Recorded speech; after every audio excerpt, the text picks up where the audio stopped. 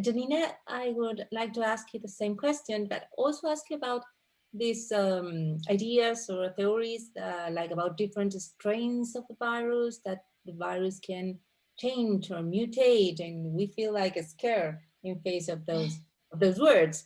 Maybe not you because you work on genes, but what do we know about that? Is this, how would you explain this rising Yeah. hypothesis? So I think there are a couple of things to take into perspective when we're talking about viruses and how fast they mutate. They mutate at different rates, right? So for the flu, for example, it mutates very, very fast. With this virus, it does not mutate fast.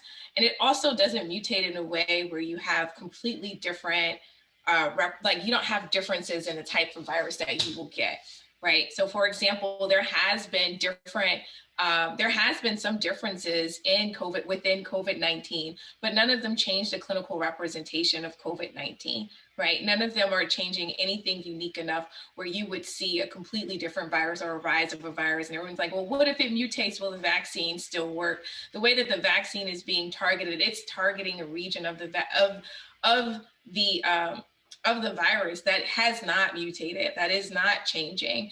When we talk about mutations, I tell people all the time, if we talk about the differences between each other, we're 99.9% the same, and there's only 0.1% of us that account for like these mutations or differences that look different between us. And so if we're thinking about the virus, it's the same thing. Like in that context, there's a really small portion of it that is changing, but it's not really changing the fact that it's still SARS-CoV-2. Just like us having these differences don't change the fact that we are human. And so you don't see really drastic changes with SARS-CoV-2. And also the mutation rate is a lot slower than something like the influenza virus.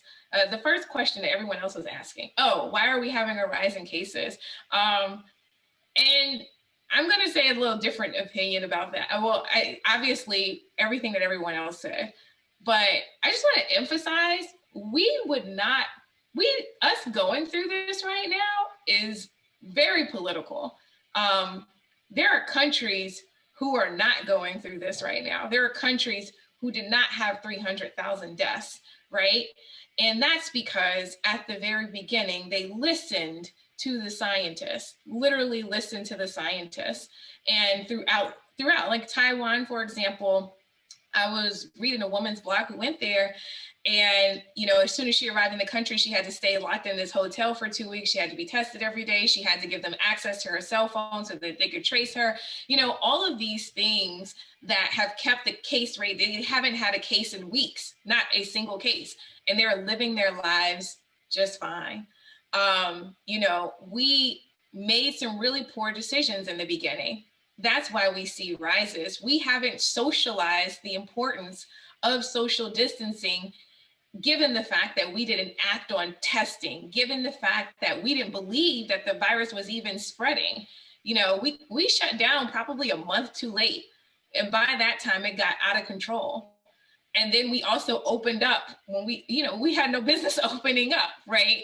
We haven't really confined the virus in any way.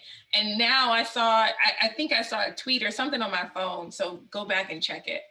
Lateral reading for everyone. Everything we say, always go back and find a bunch of things to lateral read on. But one of the things I saw was that that apparently now, the Trump administration in the beginning always wanted herd immunity. And for those of you who are not familiar with herd immunity, is when enough people become immune to the virus by even getting the virus or having the vaccine, that you stop the spread of the virus. And so I personally think the reason why we're seeing the rise in cases, the reason why we've had so many deaths, the reason why all of this is happening is really just poor decisions, not listening to the science, and even the way we socialized it in our mindset around it in the very beginning is really shaped what we're going through right now.